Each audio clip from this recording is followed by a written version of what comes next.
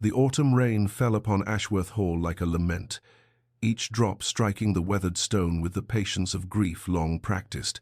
and within those crumbling walls, Lady Eleanor Ashworth knelt in the garden her mother had planted 20 years before, her fingers deep in soil that had grown cold and unyielding with neglect. The roses had died first, then the lavender, then the delicate climbing jasmine that once perfumed her childhood summers, and now only the hardiest weeds remained. Pushing through the earth with a determination Eleanor both envied and despised. She was 24 years old, and she could not remember the last time something in this house had flourished rather than faded. Behind her, the manor rose like a hollow monument to better days. Windows that had once blazed with candlelight now stood dark and accusing, their curtains drawn against creditors and curious neighbors alike. The chandeliers had been sold last winter, the paintings the winter before that, and Eleanor had grown accustomed to walking through rooms that bore the ghost marks of absent frames, pale rectangles on wallpaper that testified to what had been lost. Her father, Lord Ashworth, had begun with the silver, then the horses, then her mother's jewellery, and Eleanor had watched each departure with the numb resignation of someone who understood that sentiment held no currency in a house built on debt. She heard voices drifting from her father's study, the window cracked open despite the chill, as it always was when he entertained his particular breed of visitor, and she stilled her hands in the dirt, listening with the instinct of a creature who had learned to sense danger in the shifting of tones. A man's voice, unfamiliar and smooth as oiled silk, spoke of arrangements and settlements and a most generous solution, and her father's voice, thin and desperate and hatefully grateful, agreed to everything without pause. "The girl will do nicely," the stranger said, and Eleanor felt the words land upon her skin like the first frost of winter, freezing her from the outside in. "She has her mother's beauty, I'm told, and beauty is always negotiable." Her father murmured something about duty and family honor, words that tasted of ash even from this distance, and Eleanor rose slowly from the garden bed, her hands trembling as she brushed the soil from her skirts. She walked to the study door without knowing she had decided to move, her heart a trapped bird throwing itself against her ribs, and she pressed her ear to the wood just as the stranger spoke again. "Then we are agreed. 1 month hence she becomes my bride, and your debts are forgiven in full." The door opened before Eleanor could flee, and her father stood before her with eyes that could not meet her own, and in that moment she understood with terrible clarity that she had always been the final asset, the last beautiful thing in a house stripped of beauty, and that her father had simply been waiting for the right price. The stranger had gone by the time Eleanor gathered enough of her shattered composure to enter the study, leaving behind only the lingering scent of expensive tobacco and the particular stillness that follows a transaction completed, and her father stood by the window with his back to her, his shoulders hunched beneath the weight of what he had done, though not, she suspected, from remorse. "Lord Marcus Blackwood," he said before she could speak, as though the name itself were explanation enough, and perhaps to him it was the Blackwoods commanded half the county, owned 3 of the finest estates in England, and moved through society with the careless grace of those who had never known want. "You have sold me," Eleanor said, and her voice emerged steadier than she had expected, flat and cold as the autumn rain still streaking the windows, and her father flinched but did not turn, could not turn, would not meet her eyes because he knew what he would find in them. "I have saved this family," he replied, and the words were rehearsed, she could tell, practiced in the mirror perhaps, or whispered to himself in the dark hours when conscience stirred briefly before being drowned in brandy. "Marcus holds my debts, considerable debts, Eleanor. You cannot imagine, and he has offered a solution that benefits us all." She laughed then, a broken sound that startled them both, because the idea that her destruction could be dressed in the language of mutual benefit struck her as the cruelest joke of all. "Lord Marcus Blackwood," she repeated, and now her voice did tremble, because she had heard the stories that circulated through drawing-rooms, in hushed whispers, tales of servants dismissed without reference, of a young woman from the village who had caught his eye one summer and spent the next winter in a sanatorium, of beautiful things he acquired only to watch them shatter beneath his particular attention. "They call him the collector of broken wings. Father, did you know that? Because he finds creatures that still have the capacity to fly and takes such pleasure in ensuring they never will again." Her father turned at last, and she saw in his face Not the guilt she had hoped for, but something worse. Relief. The desperate relief of a drowning man who has found a piece of driftwood and cannot afford to question whether it will hold. 1 month, he said. The wedding is set for 1 month hence, and you will go to Blackwood Manor to prepare, as is customary, and you will be gracious. Eleanor, you will be everything a bride should be, because our survival depends upon it. She wanted to scream, to rage, to overturn his desk and scatter his papers, and force him to see what he had done, but instead she heard herself ask, quiet as a prayer for the already damned, "And what of the brother the Duke? Does he know his family name is being used to purchase ruined gentlemen's daughters?" Her father's expression flickered with something unreadable fear, perhaps, or simply the discomfort of acknowledging what he did not wish to examine. The Duke is a recluse, a ghost in his own house, scarred beyond recognition and mad with it. They say he hasn't shown his face in 5 years and likely never will again. So what the Duke knows or does not know is of no consequence to anyone. Eleanor said nothing more, because there was nothing left to say, and she walked from the study with the measured steps of a woman proceeding toward the gallows, already calculating the 30 days remaining to her and finding, to her distant surprise, that she was not yet ready to surrender entirely to despair. The days that followed moved with the strange elasticity of time experienced under sentence, each hour stretching into its own small eternity, while the weeks themselves seemed to collapse and compress, and Eleanor found herself haunting the forgotten corners of Ashworth Hall in search of something she could not name answers, perhaps, or simply the illusion of agency in a life that had ceased to belong to her. She began with the servants, those quiet witnesses to a family's unraveling,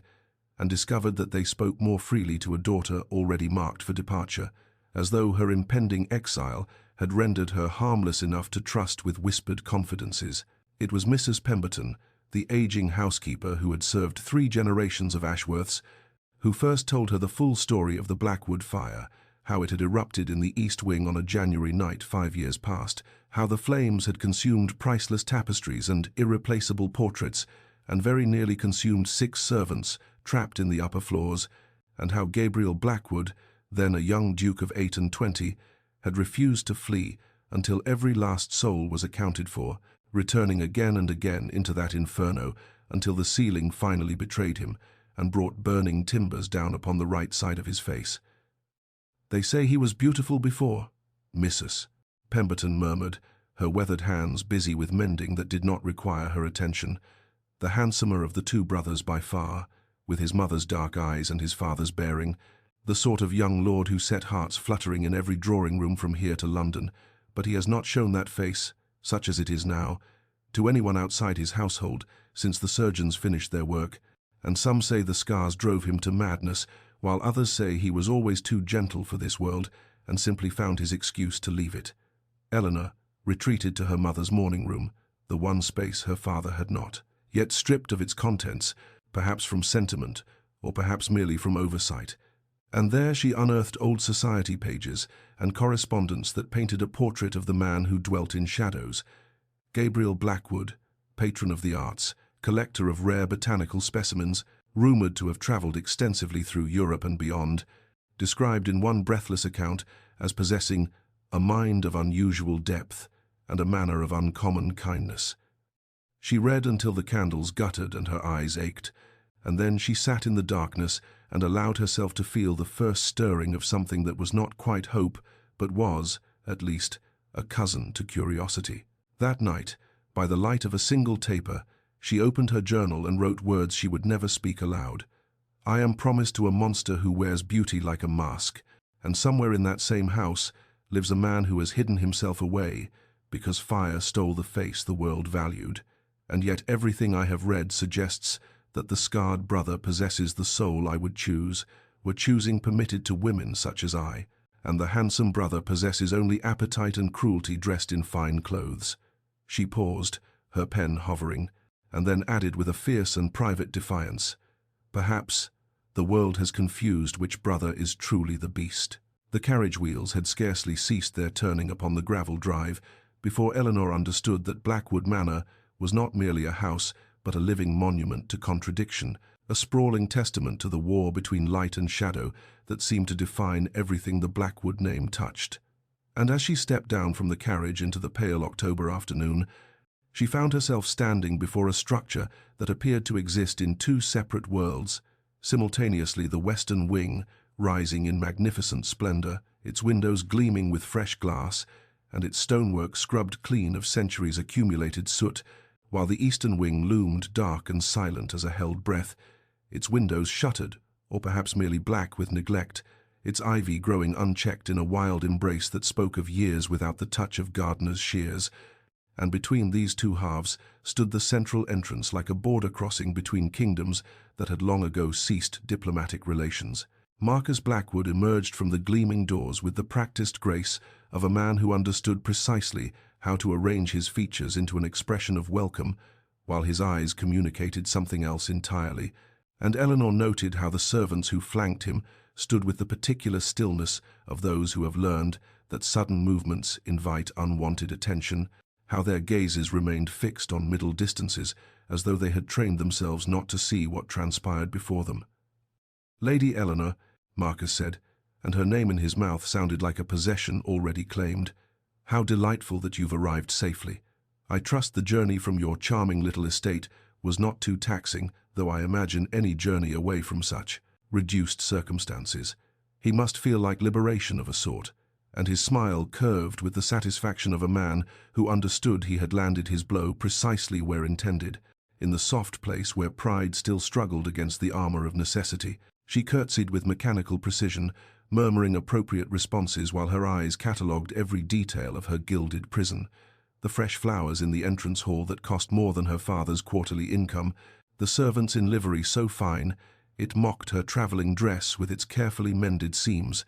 and always, the dark wing visible through windows and doorways that shadowed half of the house that servants' eyes slid past as though it did not exist at all. Her rooms were beautiful in the way of museum pieces, preserved and perfect and utterly without warmth, and Eleanor moved through the rituals of arrival, the unpacking she was not permitted to assist with, the tour she was not permitted to decline, the dinner she was not permitted to escape, with the serene countenance of a woman who had already begun to separate her outer self from whatever remained within that still belonged to her alone. It was nearly midnight when sleep proved impossible, when the walls of her exquisite chamber pressed close as coffin sides, and she found herself drawn to the window by some instinct she could not name, parting the heavy curtains to gaze out upon the moonlit gardens below, and there, moving between the silver-touched hedgerows with a grace that seemed almost supernatural, walked a cloaked figure whose face remained hidden in shadow, and as Eleanor pressed her palm against the cold glass, the figure paused as though sensing observation, turned slowly toward her window, and stood motionless for one eternal moment before dissolving into the darkness of the forbidden wing, like smoke dispersing on an autumn wind. 3 nights she endured within those beautiful, suffocating walls before the restlessness grew teeth and claws and drove her from her bed into the darkened corridors of Blackwood Manor, her bare feet silent upon cold marble as she moved through the sleeping house like a ghost, already practicing for the death of self that marriage to Marcus would surely bring, and she found herself drawn inexorably toward the forbidden wing that shadowed half of the estate, that servants' eyes slid past and voices never mentioned, as though some magnetic force emanated from its darkness and called to something equally dark within her own breast. The door she discovered was not locked, which seemed to her less an oversight than an invitation, and she pressed her palm against the ancient wood and felt it yield beneath her touch with the whispered sigh of hinges too long undisturbed, and beyond lay not the cobwebbed abandonment she had expected, but a corridor that, while unlit by sconce or candle, nevertheless bore the unmistakable signs of habitation, floors free of dust, walls lined with paintings whose subjects she could not discern in the darkness, and at its end, a soft amber glow that beckoned like a lighthouse, glimpsed through storm. The library she entered was vast and beautiful in the particular way of spaces that have been loved rather than merely maintained,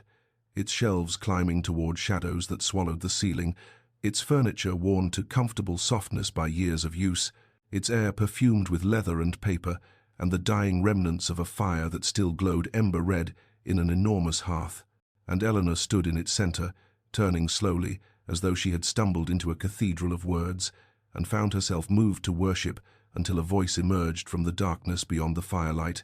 deep and cultured, and carrying within its timbre a gentleness so unexpected that she startled and nearly fled. The door was unlocked, she said, which was not an apology but perhaps an explanation, and the voice responded with what might have been amusement. It is always unlocked. Few possess the courage or the curiosity to test it, and she could see nothing of him. This speaker in shadows could perceive only a suggestion of height and breadth, where the darkness gathered most densely in a chair, angled away from the fire's revealing light. And something about his concealment calmed rather than frightened her, as though she had found a fellow creature who understood the necessity of hiding. Their conversation unfolded with the careful precision of two people unused to company, each question a small offering, each answer a calculated risk, and when he asked why she wandered sleepless through a house that was not her own, she found herself answering with a truthfulness that surprised her. "I cannot bear lying still in the dark, knowing what awaits me in the light," and when he asked what she feared most about the fate that had been chosen for her, she was silent for a long moment before the words emerged from some unguarded depth. "Not pain, I have survived pain, but emptiness, the slow hollowing of everything I am until nothing remains but the shape he wishes to fill," and the silence that followed her confession stretched so long she thought he would not respond at all, until finally his voice came again, softer now, and threaded through with something that sounded almost like recognition. "Then, we fear the same thing, you and I, to exist without truly living, to endure without purpose, to become merely the space between heartbeats rather than the heart itself." The days that followed wore masks of civility while concealing teeth,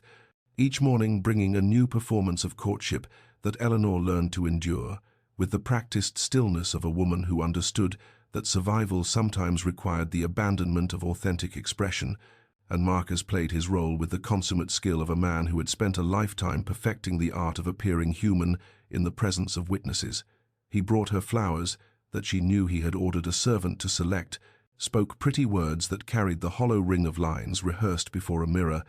and smiled for the society visitors who called to inspect the future bride, with the warm charm of a host who understood that reputation was merely another currency to be spent and hoarded as strategy required. But in the private hours, when the last carriage had departed and the servants had retreated to their quarters, with the particular haste of those who preferred not to witness what transpired in empty corridors, Marcus shed his pleasant mask with the casual ease of a man removing a coat grown too warm, and Eleanor discovered that cruelty, like water, would always find its way through the smallest cracks in any defense she might construct. A comment about her shabby trousseau delivered with a smile that never reached his eyes, a criticism of her conversation that left her questioning whether she had ever possessed wit at all, a casual observation about the servants from her family's estate who would surely need to be dismissed once she learned proper standards. It was on the 5th day that she witnessed what she had previously only intuited, standing frozen in an alcove off the main corridor, when Marcus's voice rose sharp as a blade from the room beyond, and through the half-open door she watched him strike a young footman across the face for the crime of having spilled a single drop of wine upon the tablecloth, watched the boy crumple not from the force of the blow, but from the weight of understanding that there would be no consequence, no recourse, no justice in this house of beautiful things and ugly truths, and when Eleanor stepped forward without conscious thought, her voice steady despite the trembling that had seized her hands, saying only, "That was unnecessary," Marcus turned to her with an expression of such cold surprise that she understood she had committed an error whose price would soon come due. He crossed the space between them in 3 strides that seemed to devour distance itself, and his hand closed around her wrist with a pressure that bypassed pain and spoke directly to the bone beneath, and he lowered his face close to hers with a smile that belonged in nightmares as he whispered, "You will learn your place before the wedding, my dear, or I will teach you, and I am not a patient instructor." That night she returned to the library with bruises blooming purple beneath her sleeve, and she did not speak at first, merely stood before the dying fire and let the silence stretch between herself and the shadow in the chair until his voice emerged, softer than she had yet heard it. "You are different tonight," and when she reached for a book upon a high shelf, her sleeve fell back and the firelight found the marks upon her skin, and the sound he made was not quite human, a sharp intake of breath that transformed midway into something low and dangerous, a growl that seemed to emerge from the same primal place where protective instincts lived, alongside rage and his voice, when it came again, had edges sharp enough to cut. "Who did this to you?" But Eleanor found she could not answer, found that the words had lodged themselves somewhere behind her breastbone, alongside the shame of having been so publicly claimed as property that could be damaged at the owner's discretion, and her silence told him everything her voice could not. And in the darkness beyond the firelight, she heard him rise from his chair for the first time, heard his footsteps halt just at the edge of shadow, and his voice emerged rough with an emotion she recognized as kindred to her own suppressed fury. "He will answer for this. I swear to you upon whatever remains of my honor, he will answer." After that night in the library, when his voice had carried the weight of an oath sworn upon the altar of righteous fury, Gabriel began to appear in the moonlit garden, where Eleanor had first glimpsed his cloaked figure, moving through silver-touched shadows, and though he still kept himself positioned where darkness could embrace the damaged half of his face, he no longer retreated when she drew near, no longer fell silent when their conversations drifted toward territories more intimate than literature or philosophy. He spoke to her of poetry now, reciting verses that seemed to have been written specifically for moonlit gardens and impossible circumstances, his voice wrapping around the words of Byron and Shelley and Keats, until they became not merely poems but confessions disguised as art. And she found herself sharing secrets she had never spoken aloud, the dreams she had harbored as a girl of 17, before her mother's death and her father's descent into the comforting oblivion of gambling halls, dreams of studying the great botanical gardens of Europe, of pressing flowers between the pages of scientific journals, of belonging to herself and to her work, rather than to the highest bidder in the marriage market her father had made of her life.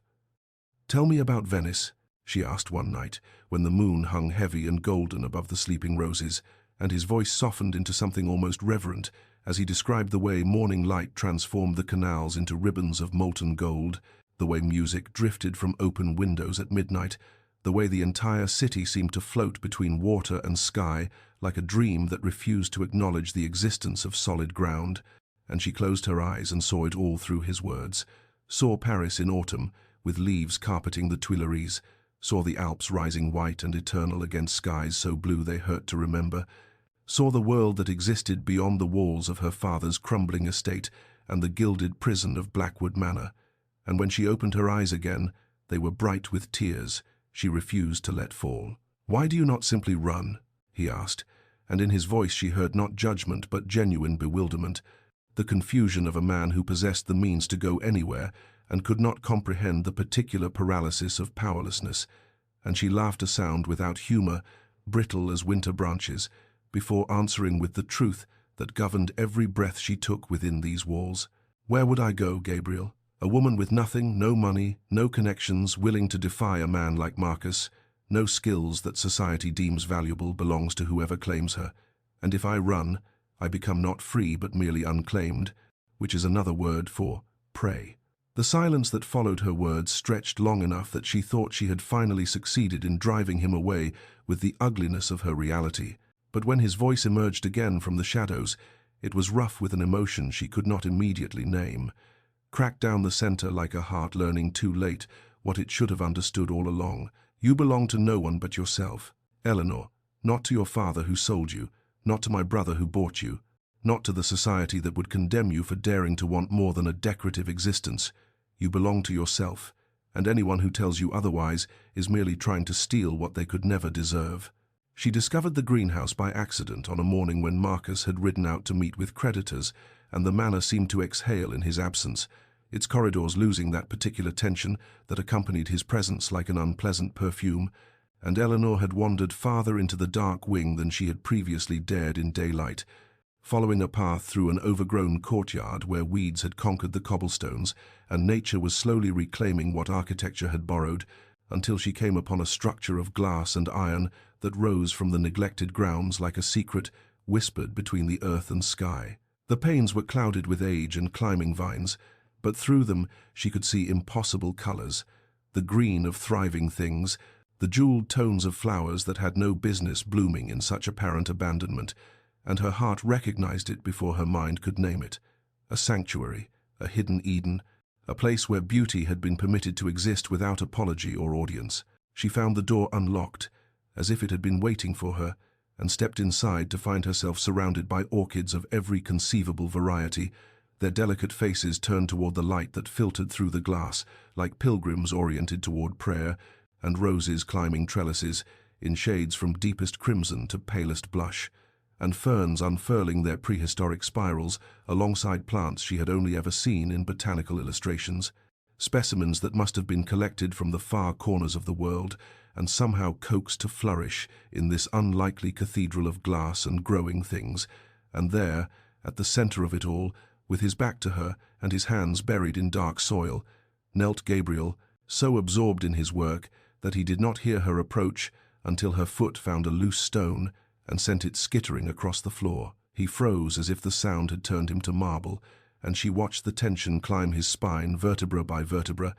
watched his shoulders rise with the particular defensiveness of a man preparing for rejection, and when he finally turned, it was with the slow reluctance of someone unveiling a wound they knew would inspire revulsion. And she saw him, truly saw him, in the unforgiving honesty of daylight for the first time. The left side of his face, as beautiful as any portrait of aristocratic breeding, all clean lines and classical proportions, and the right side transformed by fire into a landscape of raised scars and mottled skin that told the story of flames that had loved him too well,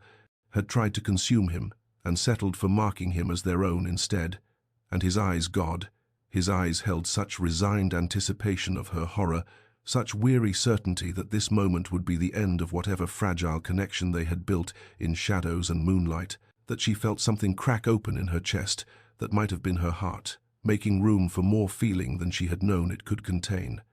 She did not step back, she stepped forward, crossing the space between them until she stood close enough to see the way his breath had stopped, the way hope and fear warred behind his gaze, and she looked past him to the riot of blooming life that surrounded them both before returning her attention to his face, to all of his face, equally with the same wonder, and asked, "You grew all of this yourself?" and watched his lips part around words that would not come, watched confusion slowly replace the anticipated rejection as she reached out to touch the velvet petal of a nearby orchid with the reverence it deserved, adding softly, "Beauty thriving in hiding, you have created something extraordinary here, Gabriel." His eyes filled with something luminous and fragile, something that looked like the first light of dawn breaking over a landscape that had known only darkness, and she understood that no one had looked at him truly looked, without flinching, without the performative pity that was merely disgust wearing a mask in 5 years of exile, and she understood too that she was seeing him now as perhaps no one ever had, not the Duke, not the recluse, not the monster his brother had tried to make him,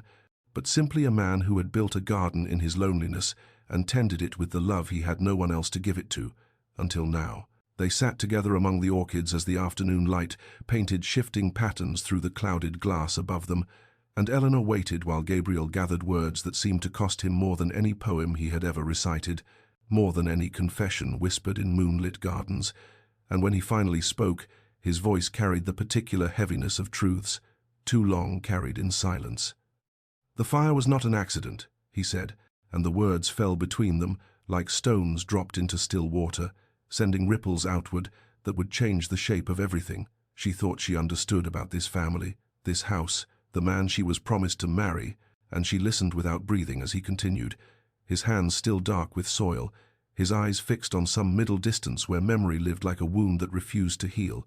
Marcus said it deliberately, drunkenly, with the particular viciousness of a man who has just learned that the world will not arrange itself according to his desires. "Our father had announced that evening at dinner that I would inherit everything, the title, the estates, the fortune, all of it held in trust for the eldest son, as tradition demanded. And Marcus had somehow convinced himself that father would break with centuries of precedent for him, that charm and social grace would outweigh birthright, and Gabriel's laugh held no humor, only the hollow echo of old grief. He waited until the household slept and set fire to the east wing, where my chambers were located, where 6 servants also slept in the rooms above the kitchens, and I woke to screaming and smoke so thick it seemed solid, and I did not think I simply moved, door to door, pulling people from their beds, carrying a scullery maid down a staircase that was already beginning to collapse, going back again and again until everyone was out, and on the final trip the ceiling came down. and his hand rose unconsciously to touch the scarred side of his face, a gesture so habitual it seemed involuntary. I survived, obviously, though the doctors expressed surprise at this development for several weeks afterward, and Marcus expressed the appropriate shock and horror, played the devoted brother at my bedside, and I never told anyone what I had seen through the smoke, his face in the window of the opposite wing, watching, waiting to see if his problem would solve itself in flames. Eleanor's hands had found his without her conscious decision, her fingers threading through his soil-stained ones as if she could anchor him to the present moment, pull him back from the burning corridors of memory. And she understood now the full weight of what lived between these brothers, not mere rivalry, but something darker, something that had roots in attempted murder and flourished in the silence Gabriel had maintained for 5 years. "Father died 3 months later," Gabriel continued, his voice dropping to barely above a whisper. "His heart," the doctors said, though I believe it was simply that he could not bear what his family had become, and I was so disgusted, so horrified by what Marcus had done, and so ashamed of my own inability to speak of it, that I retreated here, let him have the social position he craved, told myself that isolation was what I deserved for failing to stop him, for failing to be the kind of man who could look his brother in the eye and name him monster. And here his voice cracked, fracturing along fault lines of guilt she could see had been forming for half a decade. "And every person he has hurt since that day, every servant struck, every debt manipulated, every cruelty large and small, that weight is mine too, Eleanor, because I had the power to stop him and chose instead to hide among my flowers and pretend the world beyond these glass walls did not exist." The weeks that followed unfurled like the slow opening of one of Gabriel's rare night-blooming orchids, each day bringing new petals of intimacy and understanding that neither of them had dared to hope for in their separate isolations, and Eleanor found herself marking time not by the approaching wedding that loomed like a storm on the horizon, but by the stolen hours she gathered with Gabriel, like precious stones to be hoarded against the coming darkness, mornings in the greenhouse, where he taught her the delicate art of grafting roses, his hands guiding hers with a tenderness that made her breath catch, as he showed her how to join two living things into something new and stronger than either had been alone. Afternoons in the library, where she read aloud from volumes of poetry while he sat in the chair opposite and watched her with eyes that held the particular wonder of a man who had forgotten that such simple pleasures existed. Evenings in the moonlit garden, where their walks had evolved from careful distances to fingers intertwined to his arm around her waist, as naturally as if they had been doing this for years rather than weeks, and she laughed, truly laughed, the sound surprising her with its freedom. The first time he made a dry observation about the pretensions of society, portraiture, and he had stopped walking and turned to her with an expression of such unguarded joy that she asked what was wrong, and he had said, his voice rough with emotion, "You sound like spring arriving after an endless winter," and she had understood then that she was not the only one being slowly brought back to life by these clandestine hours. Marcus noticed, of course, because cruelty sharpens certain instincts even as it dulls others, and he cornered her one afternoon in the hallway outside her chambers, his handsome face arranged in that particular smile that preceded his worst moments, asking with silken menace why his intended bride seemed so content when she had arrived at Blackwood Manor, looking like a woman walking toward the gallows. And Eleanor had felt the familiar ice of fear crystallize in her chest, but forced her voice to steadiness as she replied that she had simply accepted her fate, that fighting the inevitable only exhausted the spirit, and wasn't acceptance the proper wifely virtue he should wish to cultivate in her. And Marcus had studied her face for a long moment, with eyes that calculated and weighed and sought for cracks in her performance, before finally smiling his satisfaction at what he believed was her submission, her breaking, the dimming of that proud light he had been so eager to extinguish, and he had released her with a casual cruelty, a dismissive wave, utterly convinced of his victory. That night she wept in Gabriel's arms in the darkened greenhouse, surrounded by flowers that asked nothing of her, and he held her without words, without false promises that everything would somehow be well, without the comfortable lies that would have been so easy to offer and so hollow to receive. And when her sobs had quieted to trembling breaths, he pressed his lips to her hair and said simply, "You are not alone, whatever comes, whatever we must face. You are not alone anymore." And Eleanor understood that this was the only promise he could make honestly, and that it was Somehow, enough, more than enough, it was everything. 3 days before the wedding, when autumn had stripped the garden to its bones, and the moon hung swollen and silver above Blackwood Manor like a witness waiting to testify, Gabriel found Eleanor standing among the skeletal roses, with her face tilted upward toward that cold light, tears tracking silent paths down her cheeks that gleamed like liquid mercury in the darkness, and he did not approach from the shadows, as he had done so many times before, did not keep the ruined half of his face hidden in the merciful dark, but instead stepped fully into the moonlight, where every scar, every ridge of damaged flesh, every mark of the fire his brother had set, was illuminated with brutal clarity, and when she turned at the sound of his footsteps, her breath caught not at the sight of his wounds, but at the expression in his eyes. Something had broken open in him, some wall he had maintained even through their most intimate conversations, and what poured through the breach was raw and terrible and beautiful in its desperate honesty, as he spoke words that seemed to have been building pressure in his chest for weeks, perhaps for years. "I cannot let you marry him," he said, and his voice carried the weight of a man, finally setting down a burden he had carried until his spine curved with it.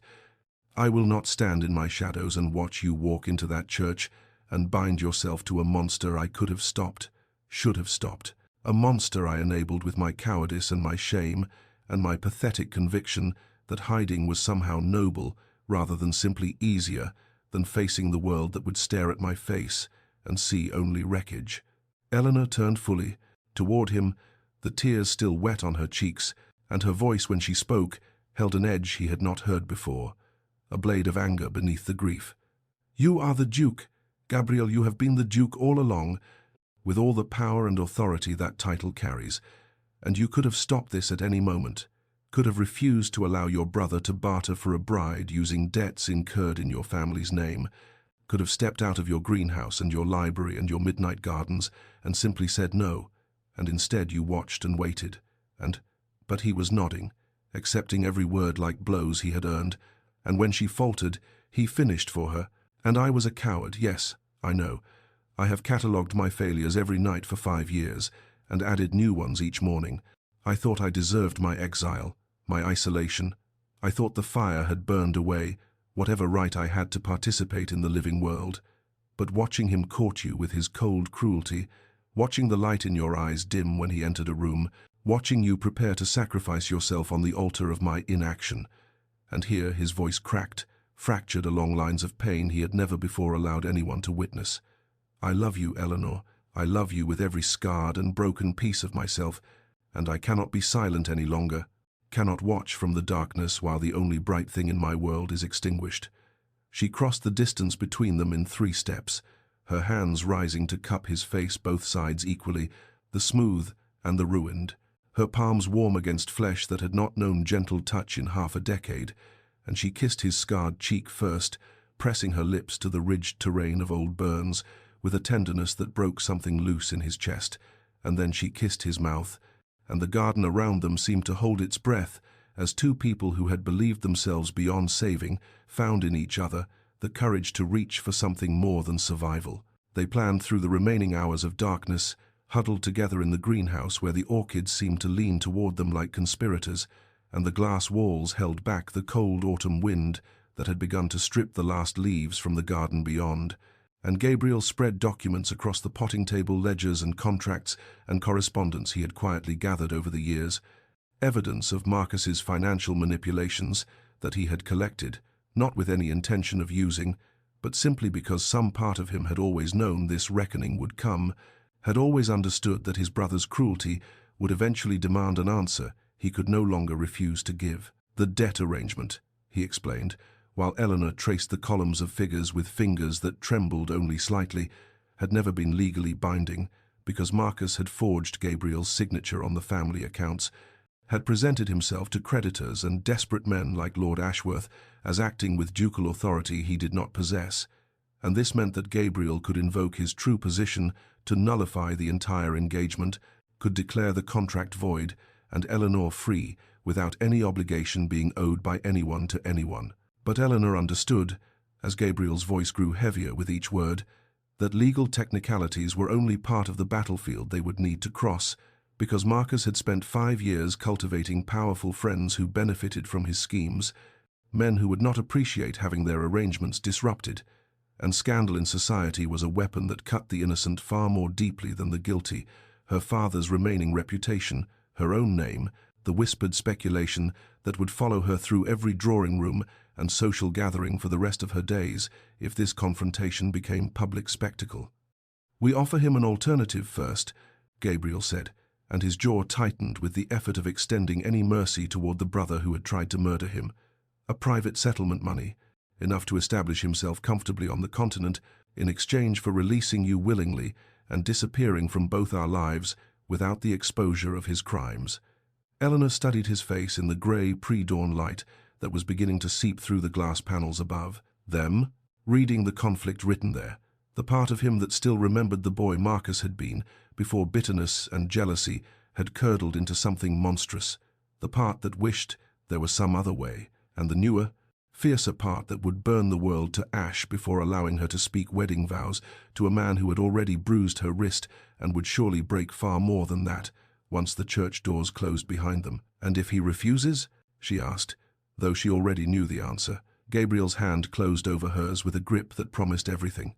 "Then I stop the wedding publicly, before the altar, before God and every gossip in society, and damn the consequences, I will not let you be sacrificed on the altar of my cowardice twice." She lifted their joined hands and pressed her lips to his scarred knuckles, tasting salt from tears she hadn't realized she was shedding. "Whatever comes," she said, and her voice held steady as stone, "we face it together." He echoed the word like a prayer, like a vow more binding than any ceremony could make. Together. The confrontation took place in Marcus's private study, a room that reeked of expensive tobacco and cheaper ambition, where portraits of Blackwood ancestors lined the walls like silent judges and the fire burned too hot, as if Marcus needed constant reminder of his greatest failure. And Gabriel stood before his younger brother for the first time in 5 years with nothing hidden,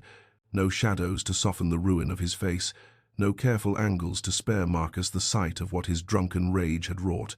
And he watched something flicker in Marcus's eyes, not guilt, never guilt, but a kind of fascinated revulsion, the way one might regard an insect that had survived being crushed before that handsome face, smoothed into the cold charm that had fooled society for so long.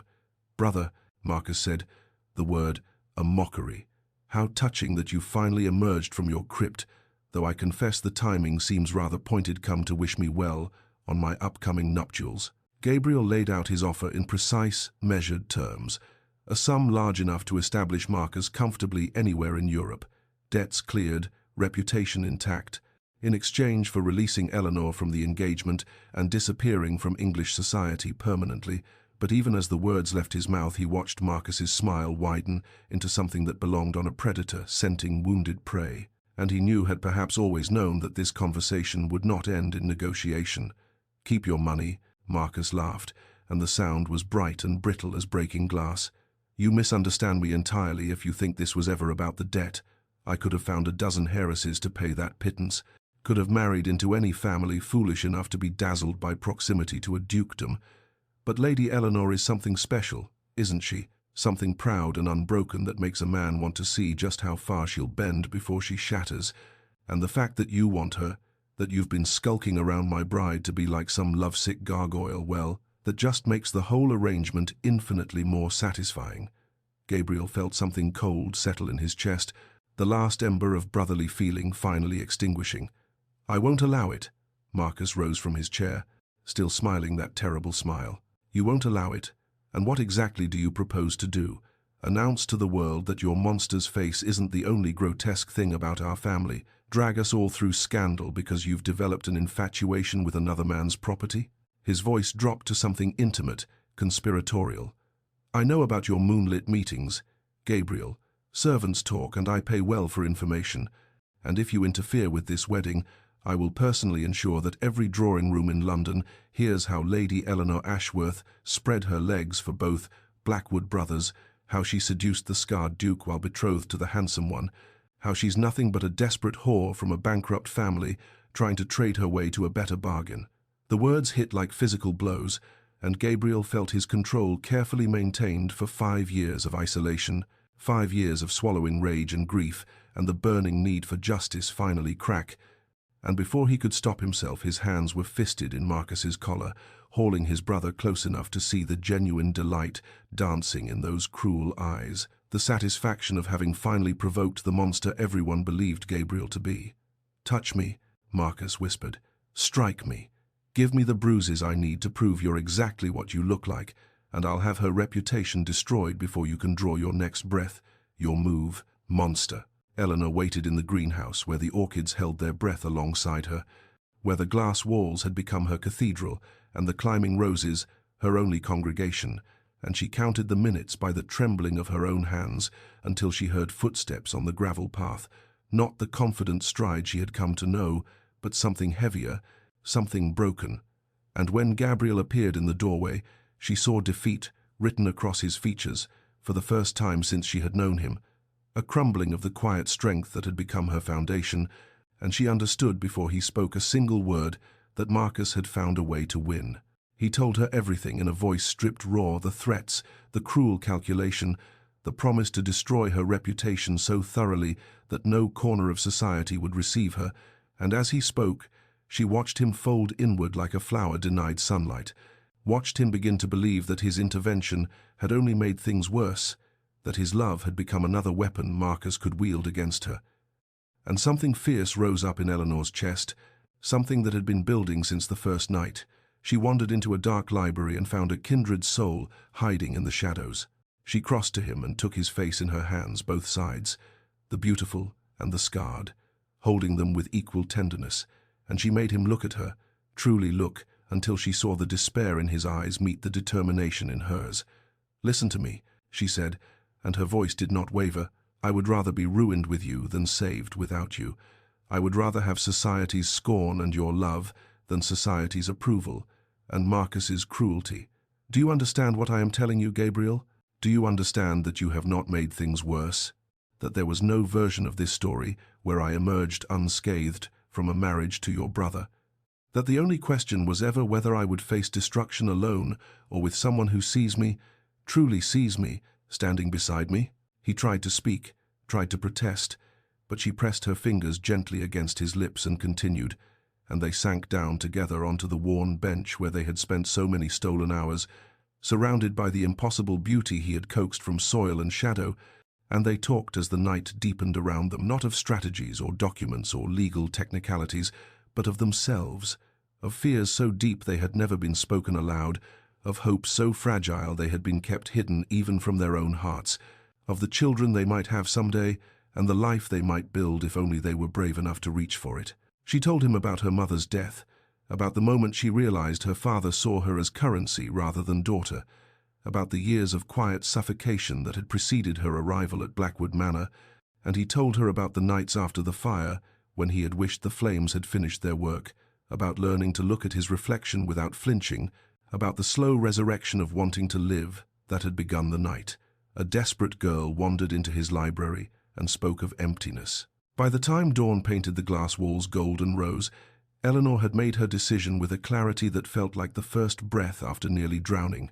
and she spoke it aloud so that the words became real, became irreversible. "I will not run, and I will not hide. I will walk into that church, and I will stand before Marcus and God and everyone who ever whispered about the poor Ashworth girl sold to pay her father's debts, and I will speak my truth, and whatever follows will follow. But I will not be silent, I will not be small, I will not let fear choose my future for me." The wedding morning arrived wrapped in autumn's coldest breath, the kind of day that seemed designed by fate itself to mirror the gravity of what was to come, and Eleanor stood motionless before her mirror as silent maids moved around her like ghosts,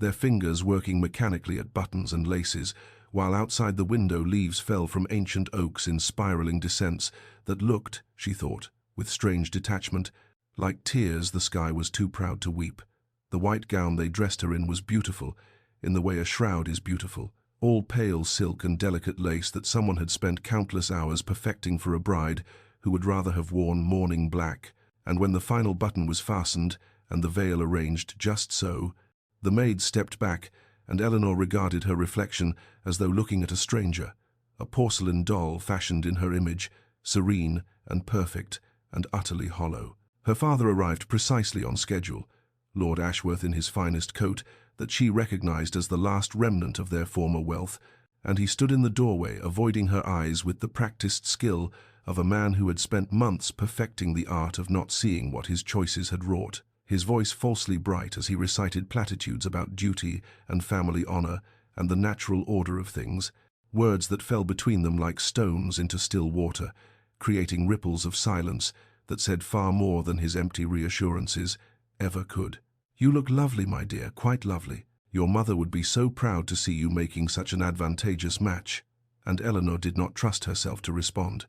did not trust what might emerge if she opened her mouth, so she simply took his arm when offered and allowed herself to be led downstairs and into the waiting carriage, like a lamb whose protests would change nothing about the altar that awaited. The church was filled to capacity with society's elite, rows upon rows of elegant spectators who had come not to celebrate love but to witness spectacle, to see the bankrupt Ashworth girl finally sold to the highest bidder, and Eleanor felt their eyes upon her as she paused in the doorway, curious eyes, pitying eyes, hungry eyes, eager for whatever drama might unfold, and at the altar stood Marcus in immaculate black, his handsome face arranged in an expression of triumph so poorly disguised as devotion that she wondered how anyone could fail to see the predator beneath the bridegroom's mask, and she began her measured walk down the aisle, each step precise and deliberate, her face composed into marble serenity, while beneath her bodice her heart hammered against her ribs like a caged bird, sensing an open window somewhere just out of reach, and her eyes, though she kept them fixed appropriately forward, searched the shadows of that ancient church, the dark corners where candles failed to penetrate, looking for a figure who might not come, who might have decided that scandal was too great a price, that she was not worth the destruction of everything he had rebuilt in his careful solitude. And the priest began his intonations in sonorous Latin, and the ceremony unfolded around her like a dream from which she could not wake, and she heard the words as though from a great distance, "Dearly beloved,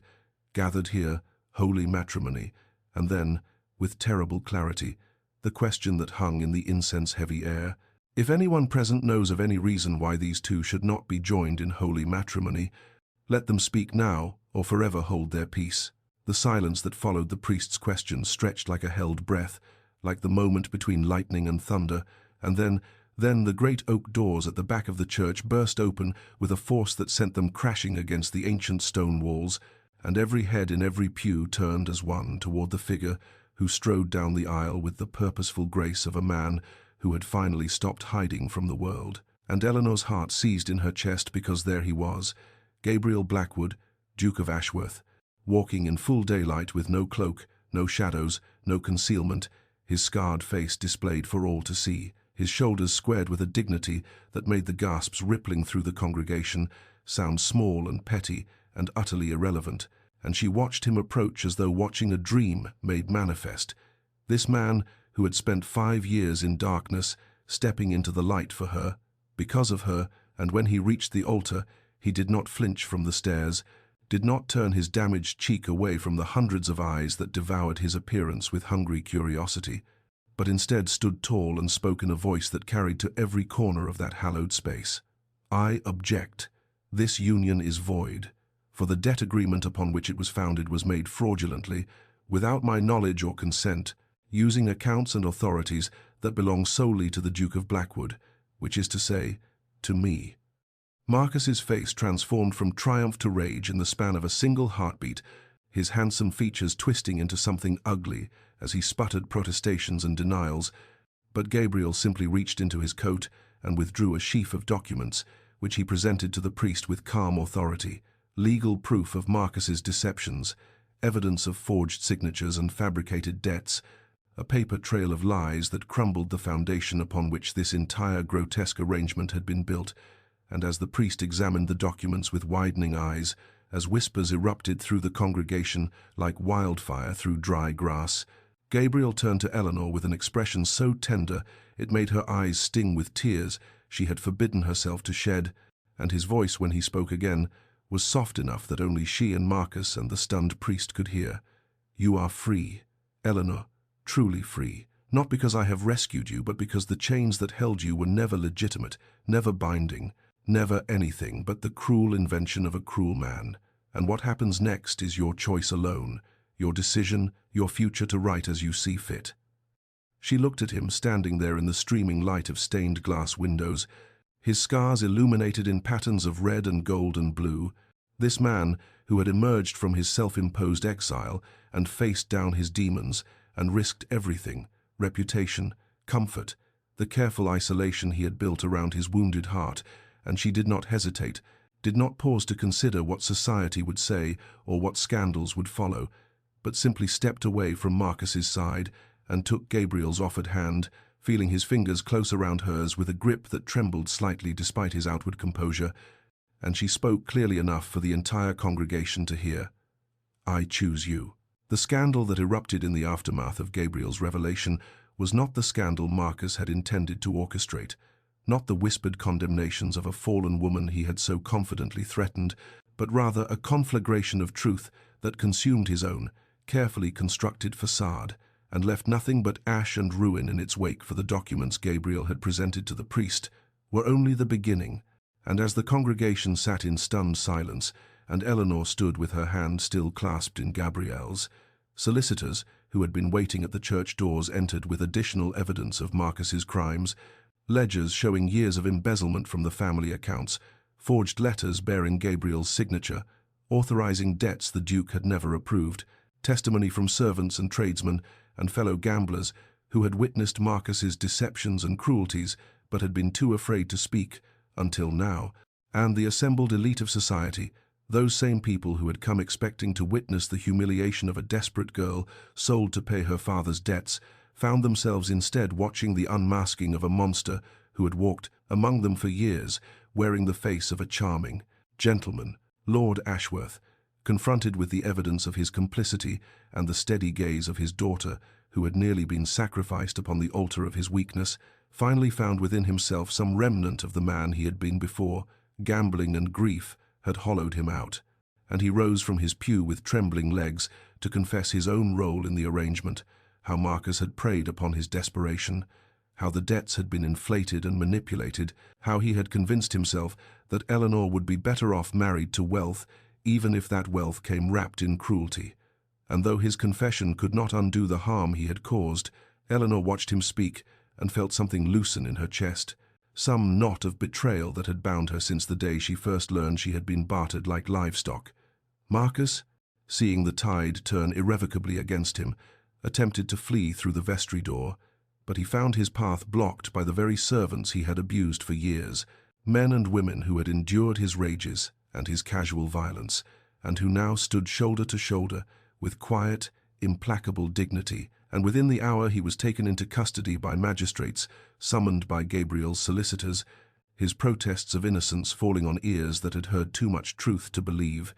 Any more lies within days, he would flee to the continent on bail, posted by the last of his disreputable friends, escaping creditors and criminal charges alike,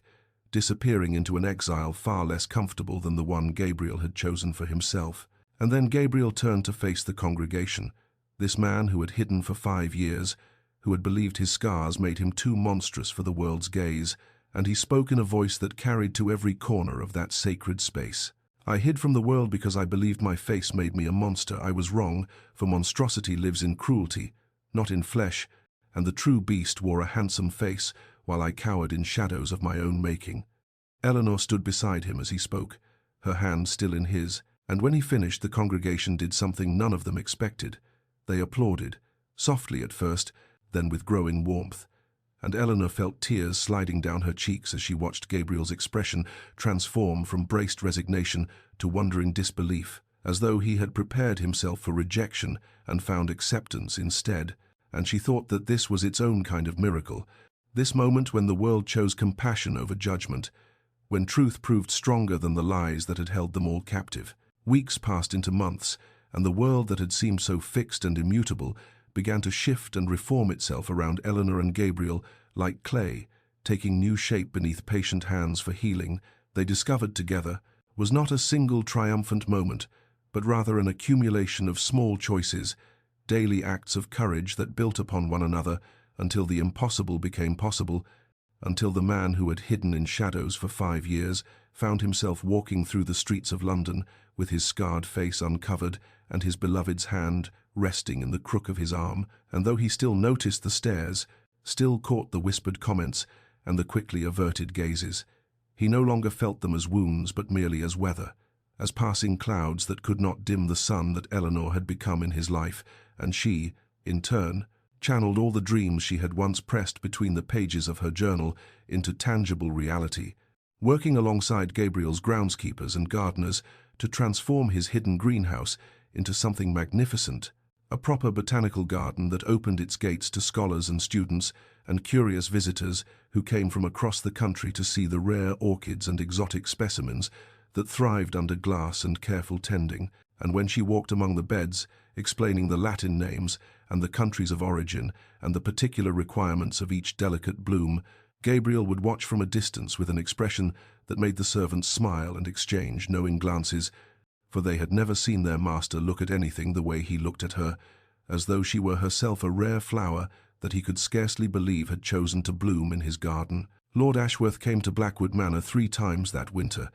each visit an attempt at reconciliation that cost Eleanor more than she allowed herself to show for forgiveness. She was learning, was not a single decision but a practice, a discipline that required her to set down the weight of betrayal again and again. Each time she instinctively picked it back up, and on his 3rd visit, when her father sat across from her in the morning room with his hands trembling around his teacup and his eyes red-rimmed with the tears of a man who has finally allowed himself to see clearly the wreckage he has made of his life,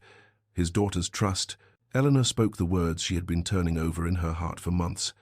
"I forgive you, Father, because carrying hatred would poison the life I am building, and you have already taken enough from me without taking my peace as well, but I will never forget, and I will never again allow myself to be currency in any man's ledger, not yours, not anyone's. And if you wish to be part of my future, then you must understand that the daughter you bartered away in that study is gone, and the woman before you now will set her own terms." Gabriel, who had been standing quietly by the window throughout this exchange, felt his heart swell with something that transcended pride. It was awe. He realized pure and humbling awe at the woman Eleanor had become, or perhaps had always been beneath the desperation and fear, this woman of backbone and grace who could extend mercy without surrendering her dignity,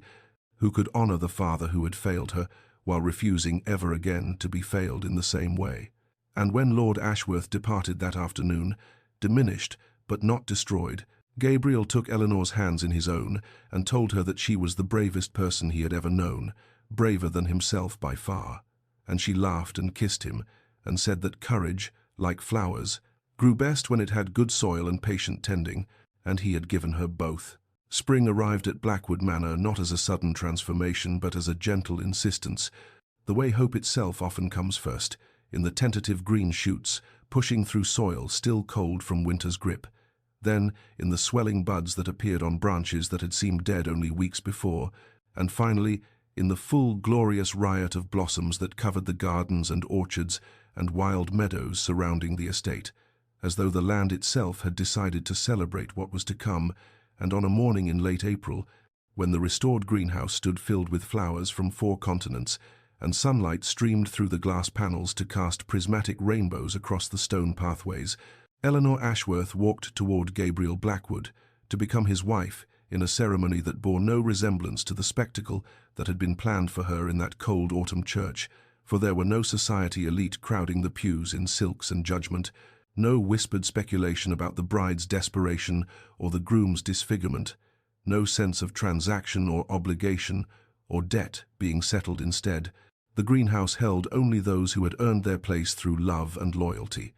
The 6 servants Gabriel had carried from the flames 5 years ago, standing now with their families, their faces bright with joy for the master who had given them their lives. The scholars and botanists who had become Eleanor's colleagues and friends during the months she had spent building her garden, a handful of relations from both families who had proven themselves worthy of witness through their actions rather than their blood, and Eleanor's father, seated quietly at the back, present but not prominent. His invitation, a gift of grace that had cost Eleanor more than anyone but Gabriel would ever know. She wore no elaborate gown of imported silk, no suffocating corset or cascading train instead. She had chosen a simple dress of cream-colored muslin that moved when she moved, that allowed her to breathe and walk and feel the warm earth beneath her thin slippers,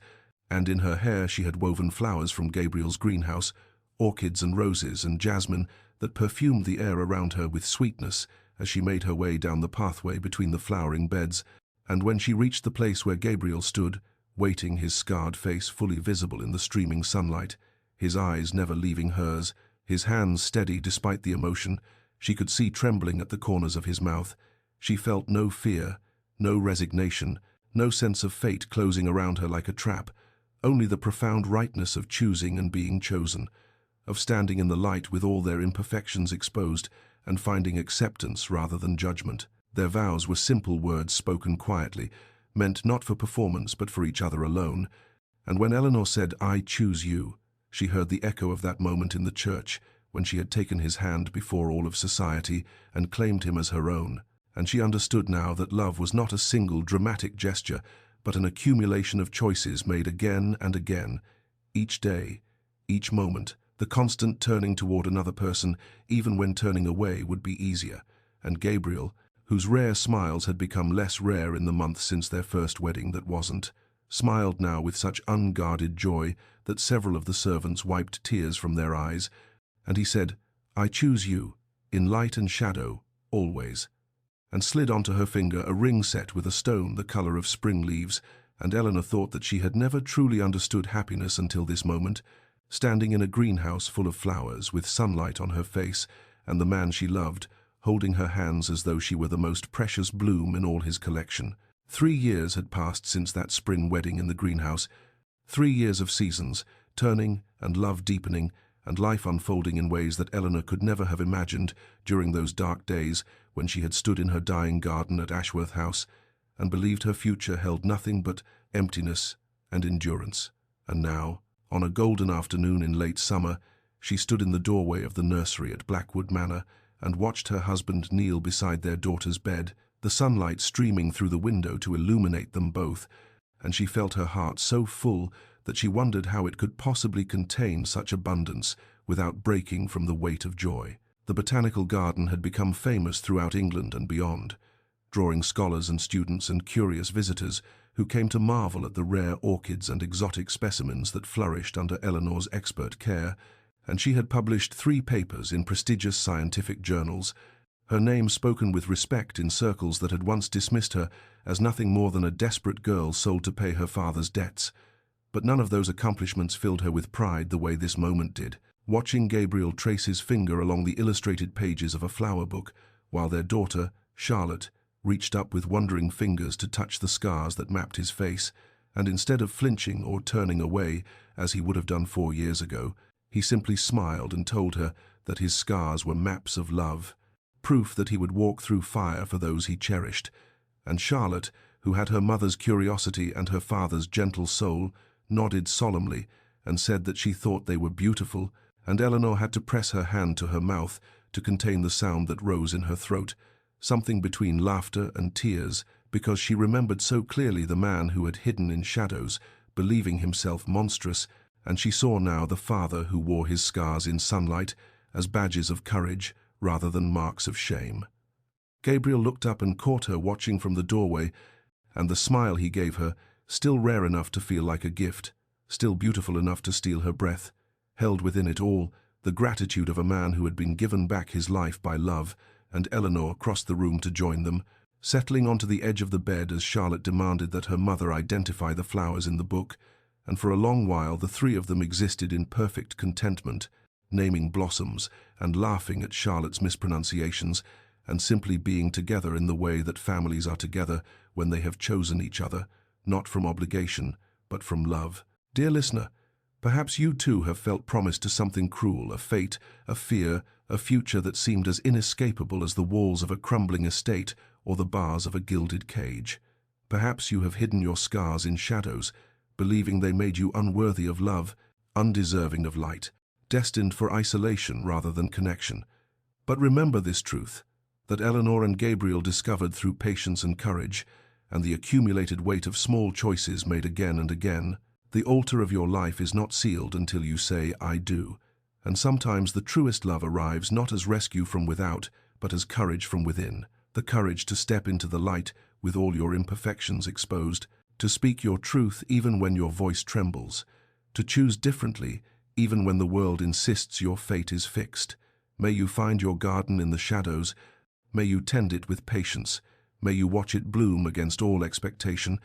And may you know in your deepest heart that you are worthy of spring, worthy of sunlight, worthy of being chosen, not despite your scars but alongside them, as part of the full and beautiful truth of who you are. Rest well, dear heart, and dream of open doors.